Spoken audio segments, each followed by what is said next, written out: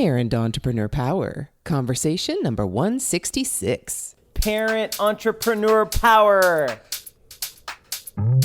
Wait, what? Entrepreneur Power!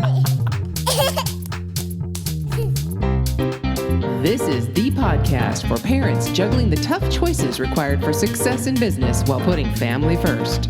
Hi, I'm Mary Catherine Johnson, and I share the ups and downs and dirty truths of profits and potty training while chatting with successful parent entrepreneurs from all walks of life. Are you powered up?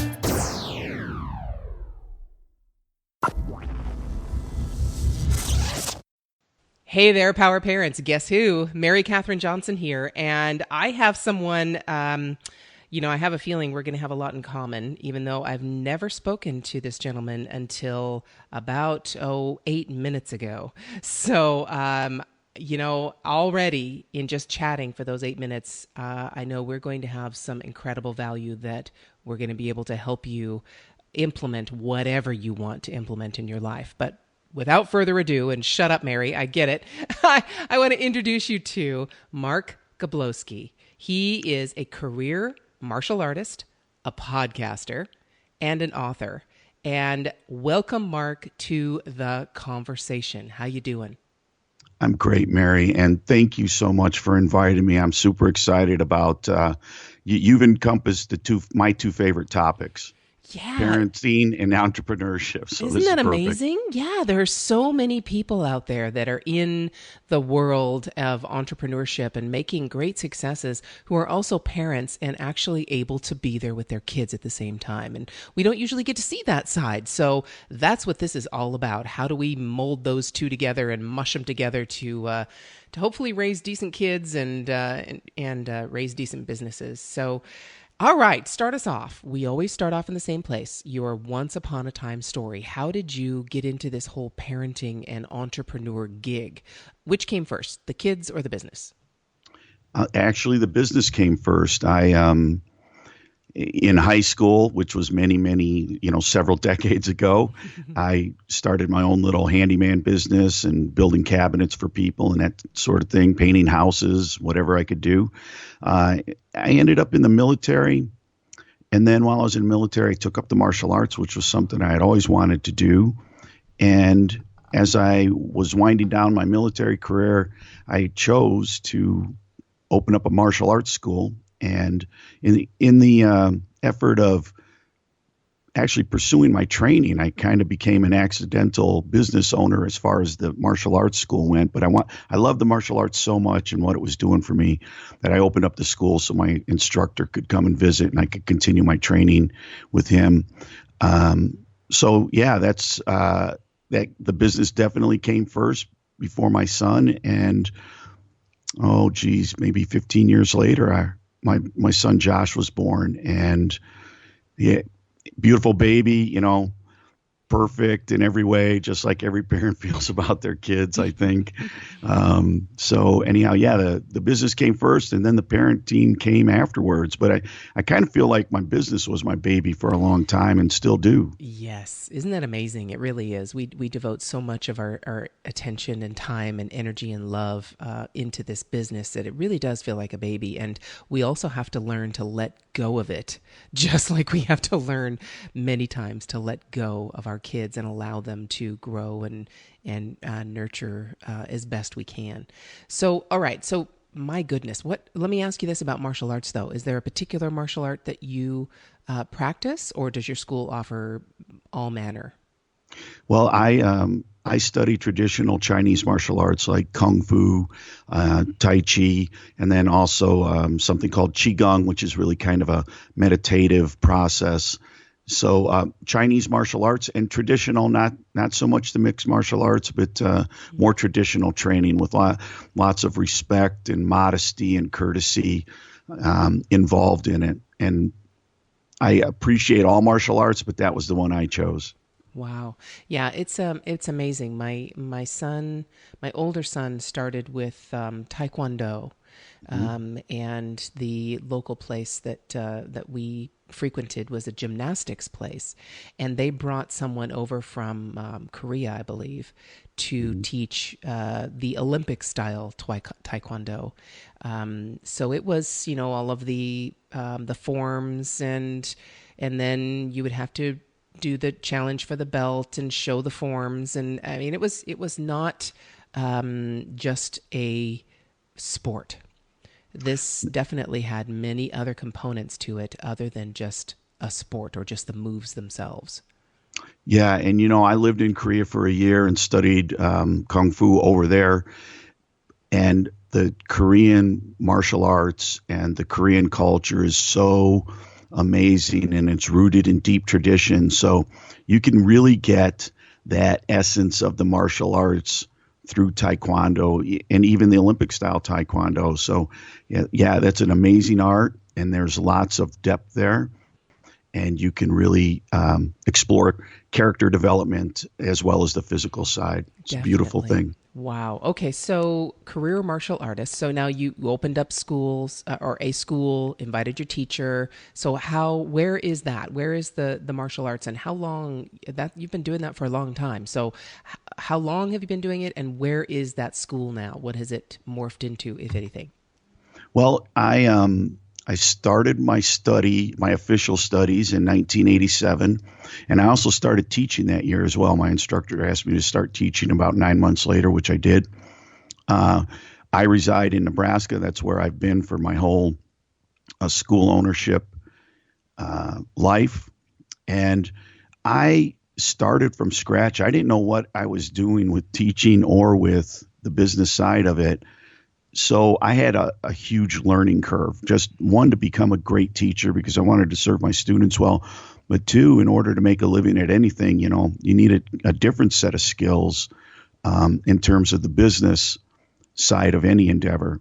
So I kind of went to school with that and started to learn from other people who were more successful or further down the road than me. Eventually, I grew my one school, my primary school, to 600 students, which is rather large. And then I opened a second school and grew that to about 200 students. And then, so I had about 800 students. I had full-time staff, and I was paying, contributing to people's retirement plans. I had full medical for my staff. So I was really trying to do it right. Wow. And then, yeah, I was kind of ahead of the curve in terms of, in my industry, at least, for providing benefits. But I wanted to keep good people. And eventually, after my son was born, he was involved in a car accident. And so like all my priorities changed at that point. And I found it necessary to eventually have to pare back on just the volume of the business I was doing because I couldn't sustain it eventually. I mean, it took a while, and it was a hard decision to come to say, you know what, I've got to back out of this a little bit and really, really focus in on my son, which I'm so grateful that I was able to do as a business owner. But I sit at one school now and about 200 students, which is still rather large as martial arts schools go, but that's kind of the process. Wow, my goodness! All right, so you dropped a pretty good bomb there. So we gotta go back and take a look at that. So wow, huge school, moving and shaking, driving ahead. 2 schools, 800 students. I mean, that your path was pretty clear, right? I mean, you were building this martial arts, not necessarily empire, but definitely, you had that market and you were successful at teaching all those students. And then your son came along and got in a car accident. How old was he when that accident happened? Yeah, you bet. And just right before I go into that, I had a plan for my business. I wasn't interested in creating an empire, but I really wanted to share the power of what the martial arts can do for a person. And so I had a plan for continuing that growth pattern with opening new schools and whatnot. But things did change. And my son, when he was in the accident, he was about 3.5 years old. It was a hit and run. with 2 semi trucks. Oh my gosh. Yeah, it's like you can't write something like that into a movie. It was crazy. Oh my gosh. Yeah, Two so semi trucks and a 3.5-year-old. yeah, in the back of a Chevy Cavalier. Oh my goodness. Yeah, and it was funny because it was 8 o'clock in the morning on a Friday morning, and the weather couldn't have been more clear or perfect. And for some reason, that that first semi truck veered into the lane where Josh's mom was driving and clipped the back end of her car, sent her spinning across 5 lanes. And when her car came to a stop, it was right in the middle of a lane, and another semi just plowed right into it. There was nothing the second semi could have done, but that first semi just kept on rolling. The funny thing is, nobody got the license plate. Oh my gosh. Oh my goodness. And of course, we didn't have all the cameras probably everywhere Right. like we do now. So nobody could Right. track them down. Oh my goodness. So here is your son in the back seat of this car that just got totaled by 2 semis. And what do you do? How did you find out? I don't want to take you back to those feelings, but all of us, we just hope and pray that nothing like that will ever happen and that we will never get a phone call like that. But you're a business owner, you're probably, getting ready to go into your studio or you're already there. How did you handle that? I was actually in the middle of a staff meeting with some of my senior students and staff members, and the phone rang, and I never, up to that point, I had never blown off answering the phone.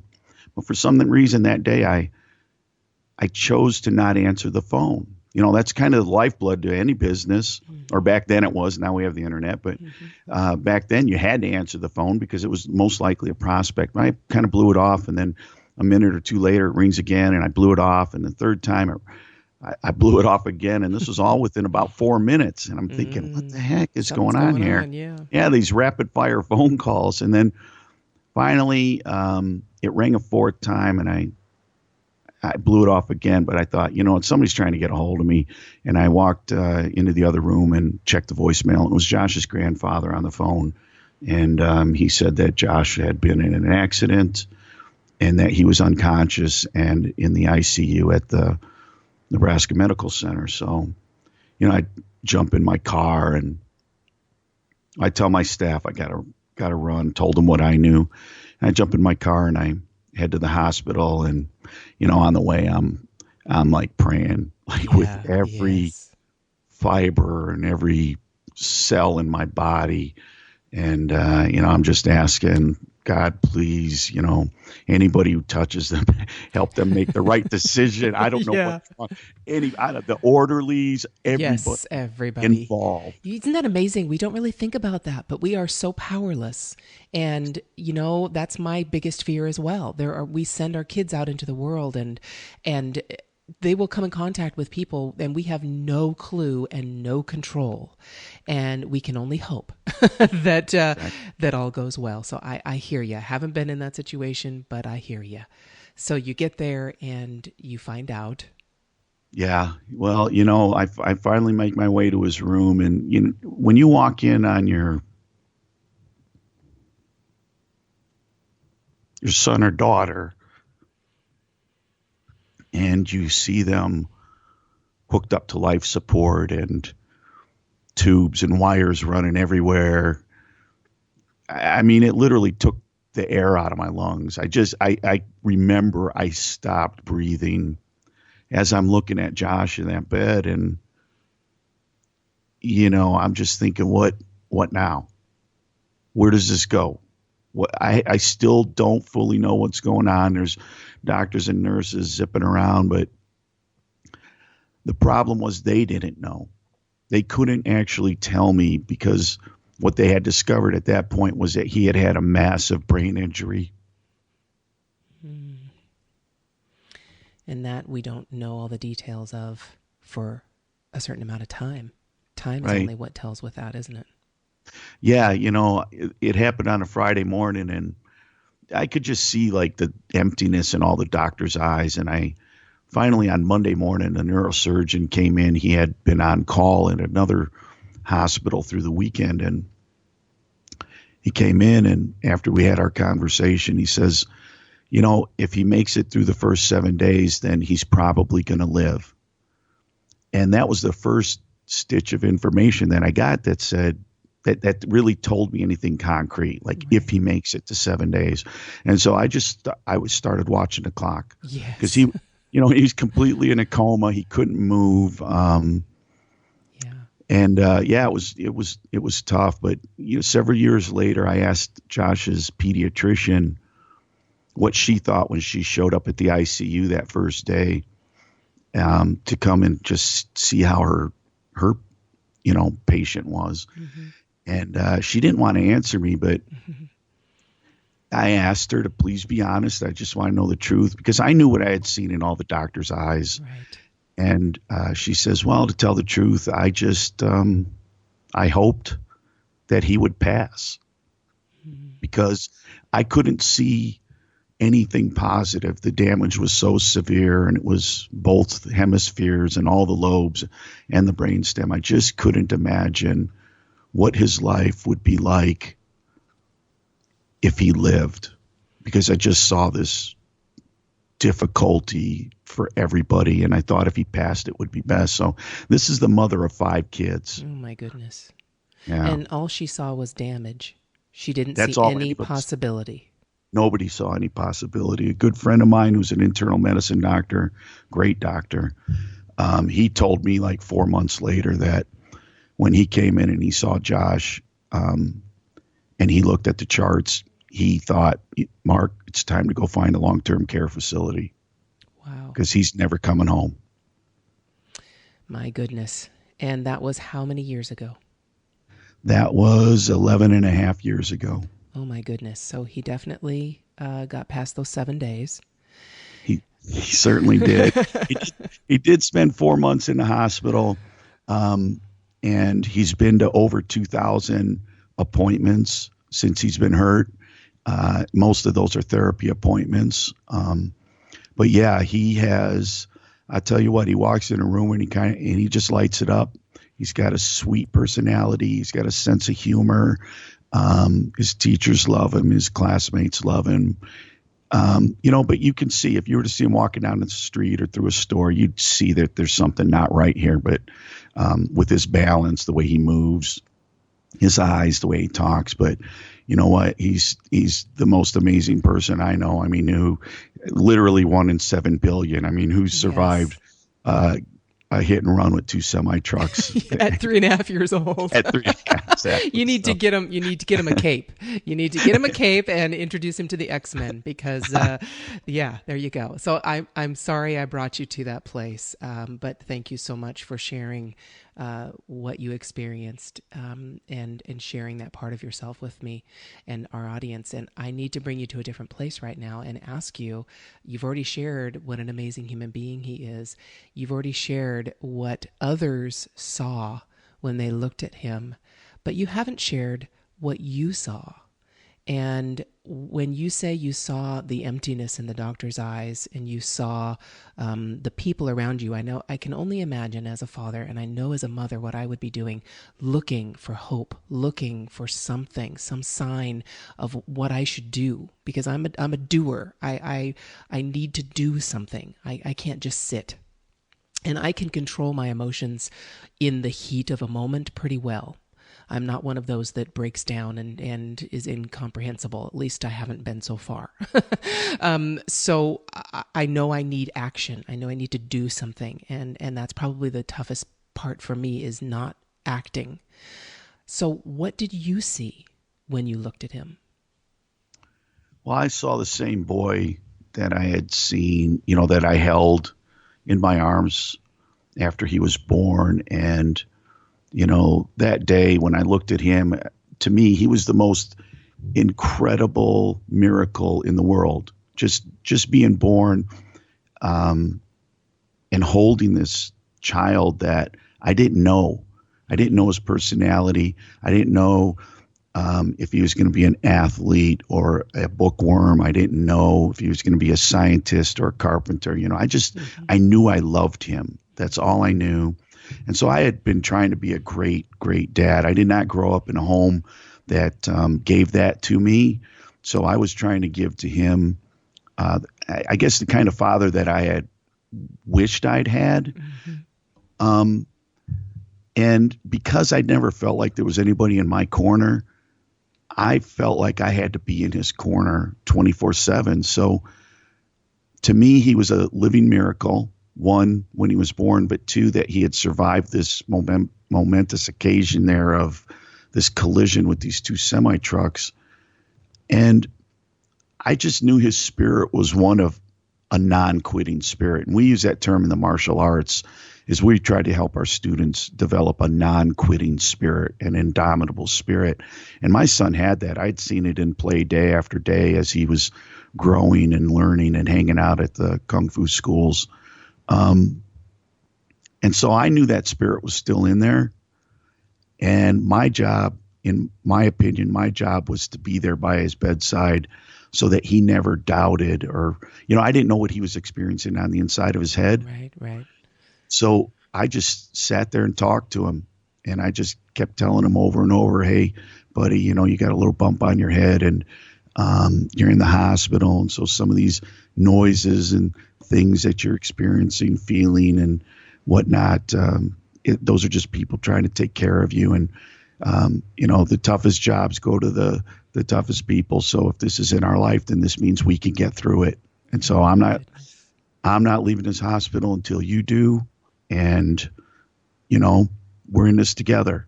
And I told him that day after day after day, because I didn't know what he could hear. Yeah. And I knew from my own martial arts training and from being in business to not give up, because you never know where the turning point is. You never know when the breakthrough is. It could be like 3 steps in front of you. But since you've already walked 1,000 steps or 100,000 steps, you're tired or you're whatever. But if you take those 3 steps, you get the breakthrough, you get the success. But if I only take 1 or 2, I don't get it. You know what I mean? Like literally the success is 3 steps in front of you. And that's how I felt the whole time, was there's a better future and it's in front of us. And I knew his spirit and I knew what I wanted for him. So I just kept showing up. Actually, I never left the hospital. Yeah. I showered there, and people were kind enough to bring me clean clothes and food and everything. So, I just saw his spirit. That's what I could see. I didn't want to look at the body. That got me depressed. Yeah, definitely. Definitely. But when you looked at that face, I'm sure, and you held that little hand or you touched some part of him, it was him. And you knew who that was. And I have to say that kind of determination, that kind of faith and hope and perseverance, I have a feeling your martial arts set you up for that moment. Oh, it absolutely did. And I'm very, very grateful that I had studied the martial arts prior to it, because I had learned so many lessons about perseverance, determination, not giving up, in spite of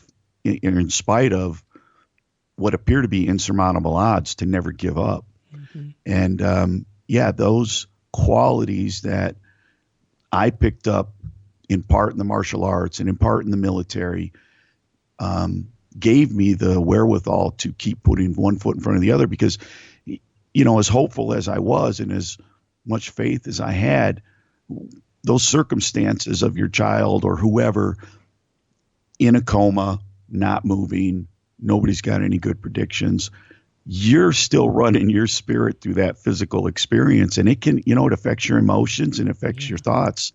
But the truth is, there's power and there's energy bigger than us. And we have to kind of tap into that, that non-quitting spirit or that indomitable spirit, and just keep forging ahead. Yes, and I do believe that people come into our lives for reasons, and I know we're having this conversation, and people are listening to this conversation, and they've gotten to this point, and they've stayed with us for a reason.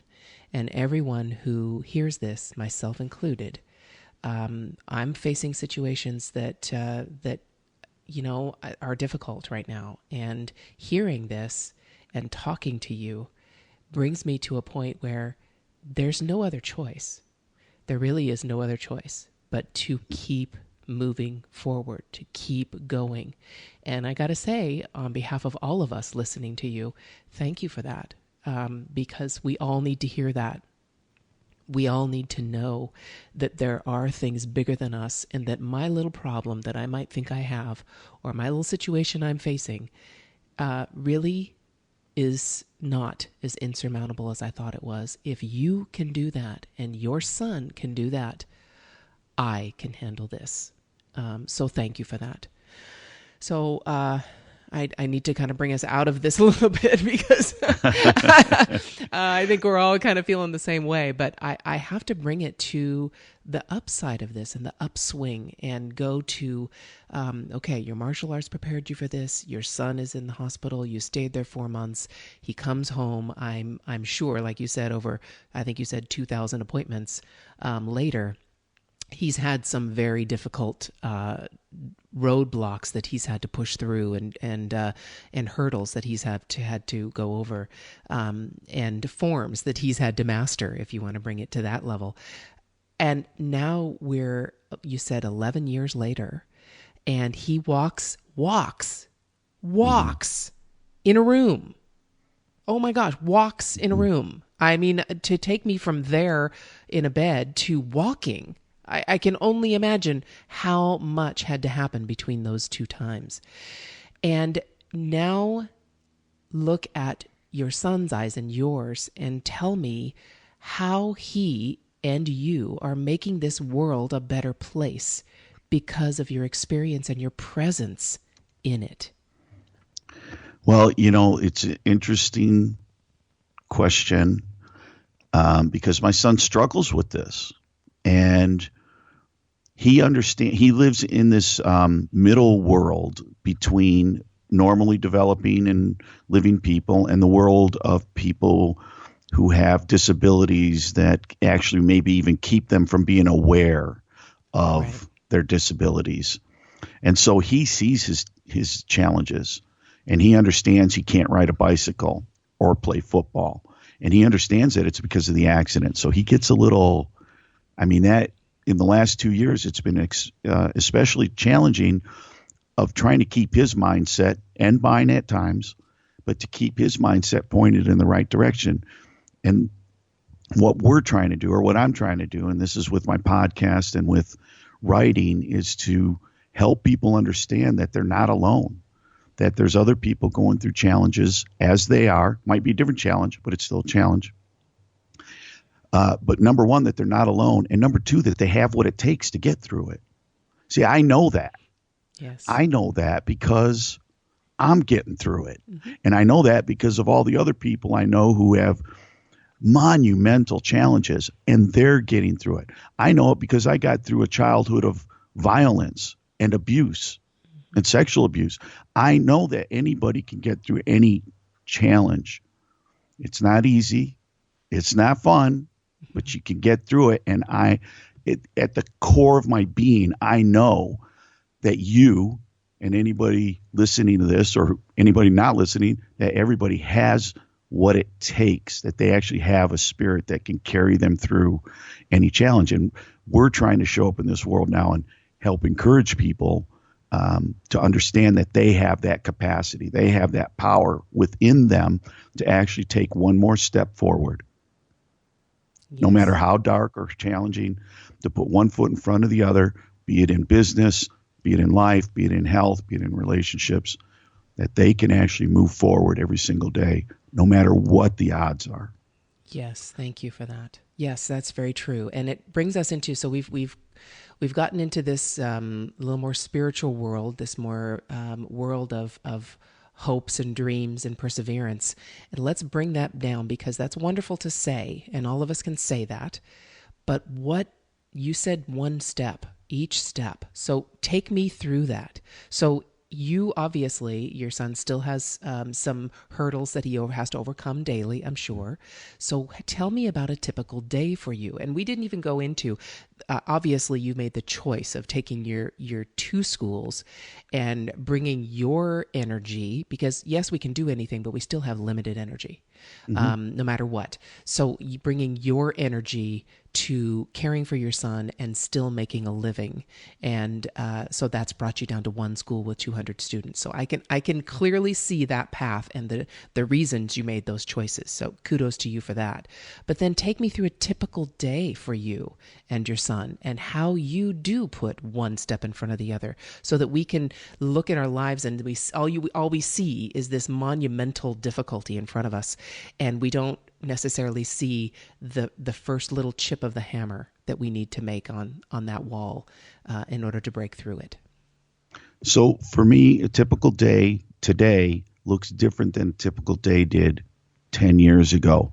Right. Because to be honest about it, I became consumed with my son's recovery. And in that process, I forego many of the things that I needed to take care of in order to take care of myself. So that being said, 10 years ago, it looked very different. I poured 100% of my energy into him and his recovery and the appointments and everything else. But today, these days, from what I've learned of not managing that correctly, the first 2 hours of the day belong to me. I take the first 2 hours of the day, I get up, I read, I study, I exercise, I meditate, I do my Qigong, which is a type of meditation as well, in order to charge my battery so that I actually have the energy for everything else that I need to take care of during the day, including my son and my business and my wife. So the first 2 hours of the day, they absolutely belong to me. I'm up before him and make sure that I get these things done that I need to charge my batteries. And then at that point, it's get him ready for school. And my son wakes up cheerful almost 100% of the time. So, which is really a blessing. It's a blessing. I know not yes. everybody does that. That's right. Oh man, enjoy that. Let me tell you. Yeah. So, and he wakes up poking fun at me and ribbing dad, and we have a great relationship. And then it's off to school. Then my day is spent, the first half of it at my martial arts school, the second half of it, the morning in my martial arts school doing business stuff. The afternoon I spend writing and doing podcasts. And then in the evening I spend teaching. Now, during the evening, Josh comes with me to the school. Sometimes, other times he's hanging out with his mom, and then we just start the day over. My weekends are a little different, and we try to protect our family time. In one of the ways I do that is we shut down electronics so that we can have Saturday and Sunday in a more quiet, relational experience. And that's kind of our weeks. That's how they work. Yes. And thank you for prefacing that with the difference between 10 years ago, because even if we can bring that into what we talk about here all the time, and that is the fact that we do need to take care of ourselves, and especially as moms and dads, especially if we are the main caregivers of our kids, then we get lost very, very easily. We can get lost in just the everyday caregiving, and we lose sight of ourselves and how important it is to really nurture ourselves. And it doesn't take a huge amount of time to do that. out of a 24-hour day, really 2 hours it's what, 10%. So it's okay to take that 10% and then give the other 90 somewhere else. But you got to have that 10%, because otherwise you don't have the other 90 anymore. Yeah. So thank you for that. Yeah, you can't give what you don't have, and you will run out eventually. So you really do have to take excellent care of yourself. Yes. So a typical day. So power parents and Mark, we call ourselves power parents because we already have the power to do business if we're already parents. If we've gone through potty training, if we've gone through raising a kid at all, business is nothing. So we can handle that. We already have the power. So power parents, think about that typical day and how it's morphed and changed. And as our kids grow, we have to adapt that, because they take on different things. They become more independent, and we don't have to be there micromanaging everything they do. So, wow. So Mark, you mentioned a book. I really want to ask about that. You mentioned writing. Tell me more about that, and your podcast. Give us the name of your podcast and tell us more about your book, because I really, really want to hear about that. Well, conveniently, they're both titled the same thing. The podcast is Strength Through the Struggle, as is the book title, Strength Through the Struggle. Now, the book will be released here shortly, and I've got a gift to offer your audience who's been listening to this podcast. But my podcast is a series of interviews of people who've gone through extraordinary challenges. And that through these challenges, through these struggles that they've had to go through, they've actually become stronger people, and they've changed. They've become a better version of themselves. Now, in the midst of the struggle, nobody's really enjoying going through it, and everybody readily admits that. Mm-hmm. But in hindsight, and I ask this of almost every single guest, and nearly every single person I've asked, they've said the same thing. I would not give up my struggle for anything, because it made me the person I am. It made me stronger. It made me wiser. It made me a better version of myself. And that's part of what we're trying to accomplish here, is to help people see struggles and challenges as opportunities, not just this burden this thing that I have to endure. So as far as the book goes, that's a memoir-ish book of my experience growing up, the struggles I went through as a child. And then primarily it's about this more recent event of having a perfectly healthy child and then going into this accident that changed both of our lives forever, how we managed it, how we bottomed out, and how we came out of it, as different and I hope better versions of ourselves. Yes, I can't wait. So power parents, if you have at all been moved by this conversation so far, I highly recommend you go check out Strength Through the Struggle, both the podcast and the book. And I would love to hear what you think.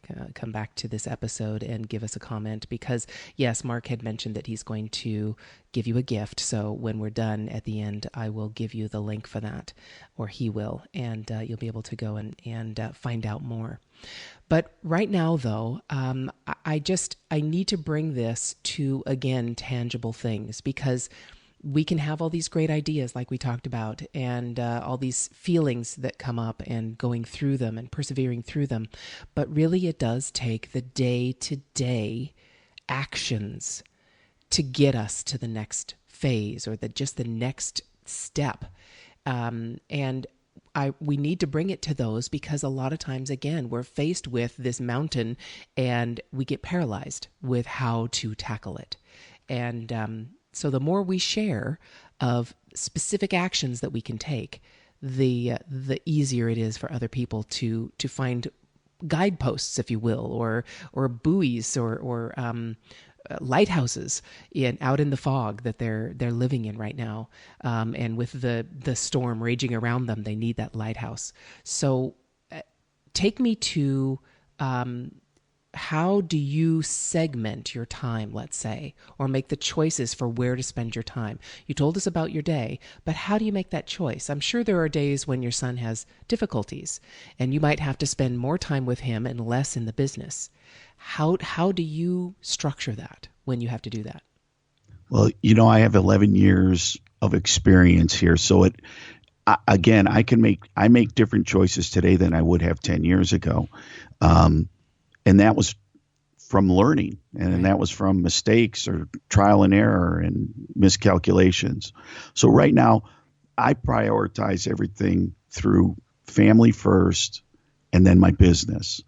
So Now, that doesn't mean just because my son's upset or even could be crying that I need to stop doing business because I need to take care of him.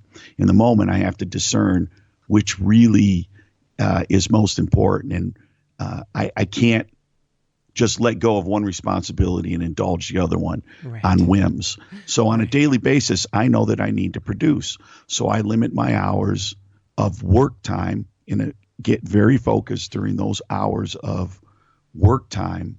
And my son understands that when I'm working, I need to be doing that. And, this has been a number of challenging conversations, difficult conversations with him and helping him to understand, because he really does want to just hang out all the time. Right. Literally. He doesn't want me to work. He doesn't want me to write. He doesn't want me to podcast. He just wants to hang out. That's all, until he's done with me. And then he wants to hang out with his friends. Right. But I think every parent can identify with that.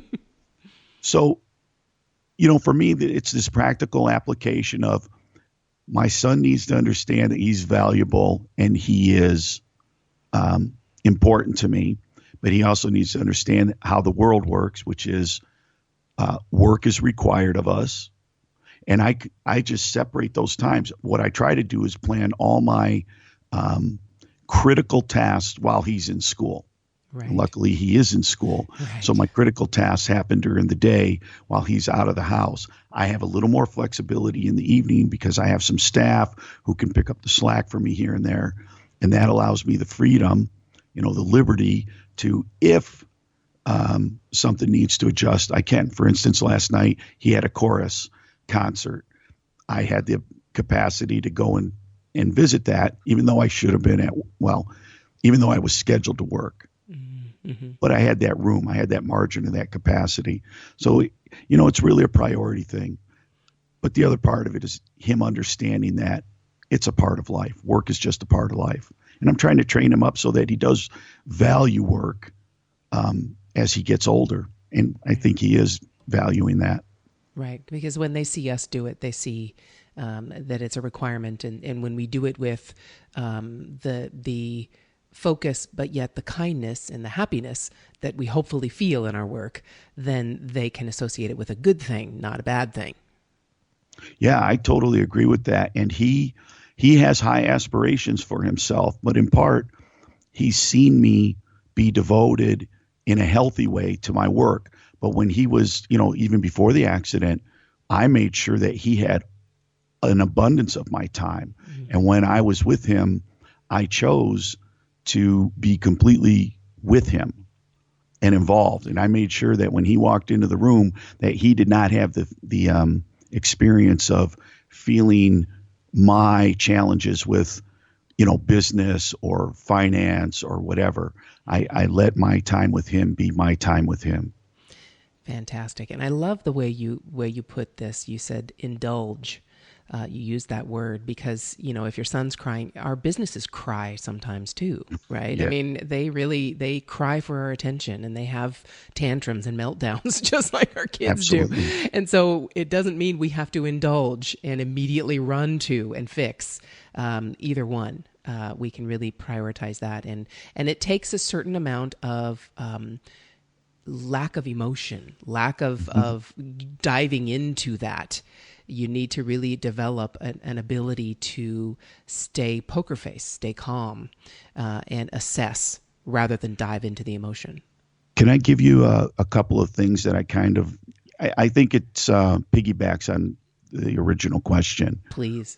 Okay, so one is I give my son and my staff room to grow, right? They need the space to make mistakes and know that mistakes, and I have a hard time even calling them mistakes because the learning process, a mistake is something that you shouldn't be doing, maybe. Mm-hmm, but you're choosing to do it anyway. Yeah, yeah. Well, I mean, like you've been exposed to it, and 2 + 2 is 4, but because you're in a hurry now, it's 5. Mm-hmm.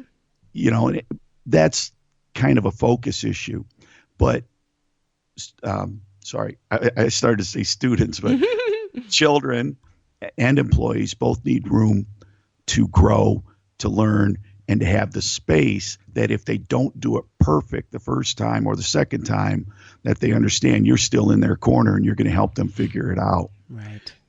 One of the other things that I use with my son and my staff is that I inspect what I expect. Mm-hmm. Right? I'm always kind of following back around to help them understand clearly what it was that I meant. And I do that by following up on them without being micromanaging. It's when the task is over and done and they come back and let me know. That's my son or my staff. And always communication. For me to, one of the things I learned many, many years ago was that if you connect before you correct, you can get a better outcome. Mm-hmm. Like if I can earn your trust, mm-hmm. then you'll trust what I say and you'll follow through without maybe deviating so much.